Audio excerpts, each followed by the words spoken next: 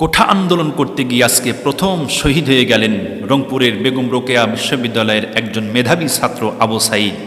আজকে গগন বিদারী তার মায়ের কান্না, তার বোনের কান্না, তার বাবার কান্না, আকাশ বাতাস ভারী হয়ে গেছে। এই দায়ভার নেবে কে?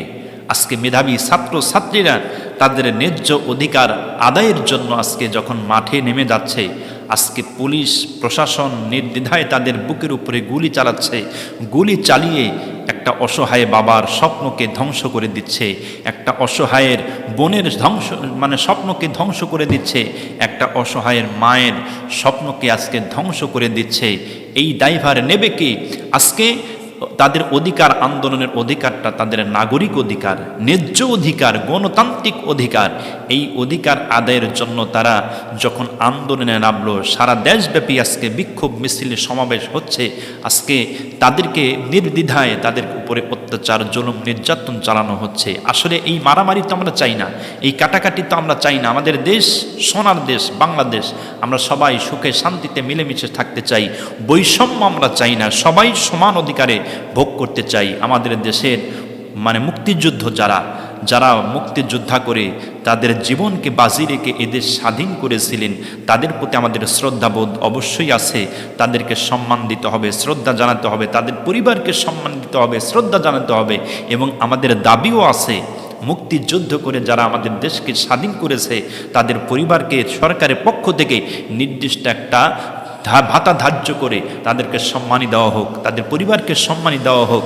এবং আজকে কোঠা নিয়ে যে আন্দোলনটা চলতেছে, যে বৈষম্যটা চলতেছে, এটা কিন্তু আমরা কখনো মেনে নিতে পারবো না, বা ছাত্র সমাজ মানবে না। এই জন্য মানবে না কারণ একটা ছাত্র 15 থেকে 16 বছর কঠোর পরিশ্রম করে মেধা অনুযায়ী পড়াশোনা করেছে, পড়াশোনা করে মেধা যাচাই অনুযায়ী চাকরি বাকরি পাচ্ছে না, তার স্বপ্নটাই ভেঙে যাচ্ছে, তার জীবনটাই শেষ হয়ে যাচ্ছে। শুধু এই কোঠার কারণে অনেকে মেধা তালিকায় চাকরিও হচ্ছে না, মেধা তালিকায় পিছনে পড়ে যাচ্ছে। যার কারণে আজকে ছাত্ররা কিন্তু এই আন্দোলনটা শুরু করে দিয়েছে। আজকে আমি চাই না যে এই মেধা তালিকায় যারা অনেক উচ্চ পর্যায়ে চলে গেছে, বাবা তার কঠোর পরিশ্রম করে সন্তানকে স্বপ্ন দেখায়া কঠোর পরিশ্রম করে একজন সন্তানকে মানুষের মতো মানুষ বানিয়েছে, অথচ মেধা তালিকায় বাদ পড়ে তাদের চাকরি হবে না, এই সমস্ত বিষয়ে আমরা চাই না, বৈষম্য চাই না।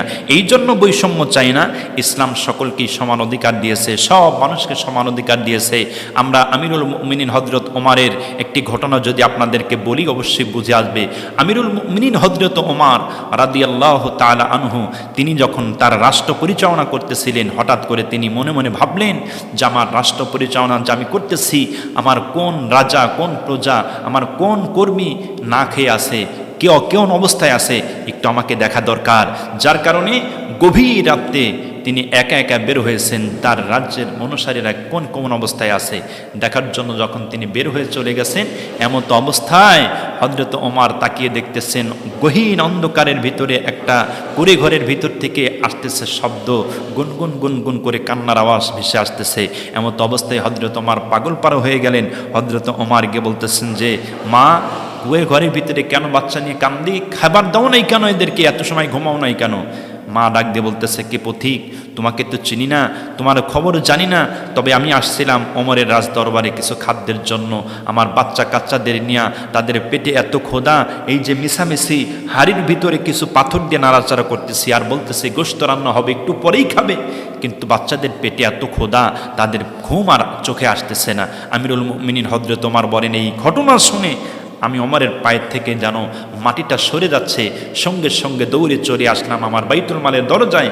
বাইতুল মালের দরজায় এসে আমিরুল মুমিনিন আসলামকে ডাক দিয়ে বলতেছেন, আসলাম, তাড়াতাড়ি করে আটার বস্তা আমার ঘাড়ের উপরে উঠায় দাও। আসলাম রাগ দিয়ে বলতেছেন, আমিরুল মুমিনিন, বোঝা বহন করার জন্য আমি তো খাদেম আছি, আপনি কেন বহন করবেন? আমিরুল মুমিনিন বলতেছেন যে, না আসলাম না, আমি যে দৃশ্য দেখে আসছি, এই দৃশ্যের কারণে আমাকে কাল আসামির কাঠগড়ায় দাঁড়াতে হবে, সুতরাং আমার বোঝা আমার কাঁধে উঠাই দাও। কাঁধে উঠাই নিলেন বোঝা উঠাই নিয়ে দৌড়ে চলে আসলেন। বাড়িতে এসে কুড়ে ঘরের ভিতরে প্রবেশ করে ডাক দিয়ে বলতেছেন, মা, তাড়াতাড়ি করে এই আটা নিয়ে তুমি খামির তৈরি করো, তরকারি রান্না করো। তাড়াহুড়া করে আটা দিয়া তরকারি রান্না হলো। হযরত ওমর সাহায্য করলেন। হযরত ওমর শেষ পর্যন্ত রুটি ছিঁড়ে ছিঁড়ে বাচ্চাদের মুখে তুলিয়ে দিচ্ছেন, আর চোখ বেয়ে বেয়ে ঝর্ণাদের পানি পড়তেছে। আমিরুল মুমিনিন হযরত ওমর চোখের পানি ছেড়ে দিয়ে কান্না করতেছে। আর এইদিকে মহিলা বলতেছে, কি নাম তোমার, কি পরিচয়, তোমাকে তো চিনি না, তবে আমি আজকে তোমার অবস্থা দেখে বুঝতেছি এই রাজ্যের খলিফা ওমর না হয়ে যদি তুমি হতে, তাহলে এই জনগণের ভাগ্য আরও ভালো হয়ে যেত, এই জনগণের ভাগ্যটা আরও ভালো হয়ে যেত, কপাল খুলে যেত। হযরত ওমর পরিচয় দিলেন না গভীর রাত, বলতেছেন যে মা, আগামীকাল সকালে তুমি ওমরের দরবারে আসবে, সেখানে তুমি আমাকে পাবে। হযরত ওমর রাজ দরবারে বসে গেছেন। পরের দিন ওই মহিলা বাচ্চা কাচ্চাদের নিয়ে রাজ দরবারের ভিতরে প্রবেশ করে দেখেন, আহারে, যেই ব্যক্তির সঙ্গে আমি এই ব্যবহার করেছি সেই তো ওমর, এই ব্যক্তি তো ওমর। মহিলা ভীত সন্ত্রস্ত হয়ে গেছে। ভীত সন্ত্রস্ত হয়ে জড়সড় হয়ে আমিরুল মুমিনিনের কাছে বলতেছেন, আমিরুল মুমিনিন, গত রাত্রে যা হয়েছে আপনার সঙ্গে, আল্লাহর রাস্তায় আপনি আমাকে মাফ করে দিন, আমি আপনাকে চিনতে পারি নাই। হযরত ওমর দাঁড়িয়ে গেলেন, বলতেছেন, মা, ভুল তো আমি করেছি, আপনি না বলার আগে আপনার কাছে খাদ্য পৌঁছাই দিতে পারি নাই, এই জন্য কাল কিয়ামতের দিন আমাকে আসামির কাঠগড়ায় যেন না দাঁড়াতে হয়, আপনি আমাকে মাফ করে দেন।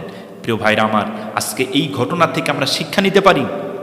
যেহেতু আমরা মুসলিম শাসক আমাদের দেশে, আমাদের জননেত্রী শেখ হাসিনা আমাদের অভিভাবক, আমি মমতাময়ী মাকে আমি বলতে চাই, আপনি আমাদের অভিভাবক, আপনি আমাদের মা, আপনি সমস্ত জনগণের অধিকারকে আপনি বন্টন করে দেবেন, অধিকার অনুযায়ী আপনি দেশটা পরিচালনা করবেন, এটা আমাদের কাম্য, এটা আমাদের আশা।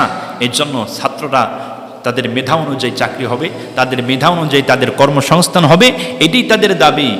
পরিবারকে, মুক্তযুদ্ধ পরিবারকে সম্মান আমাদের দিতে হবে, তাদের জন্য একটা ভাতা দিতে হবে। আমাদের দরখাস্ত, আমাদের দাবি, রাষ্ট্রের পক্ষ থেকে তাদের সম্মানের একটা ভাতা তৈরি করে দেন, তাদের রাষ্ট্রের পক্ষ থেকে তাদের পরিবারের একটা সম্মানের ভাতা তৈরি করে দেন, এবং তার বংশধরদেরকেও একটা সম্মানের ভাতা তৈরি করে দেন।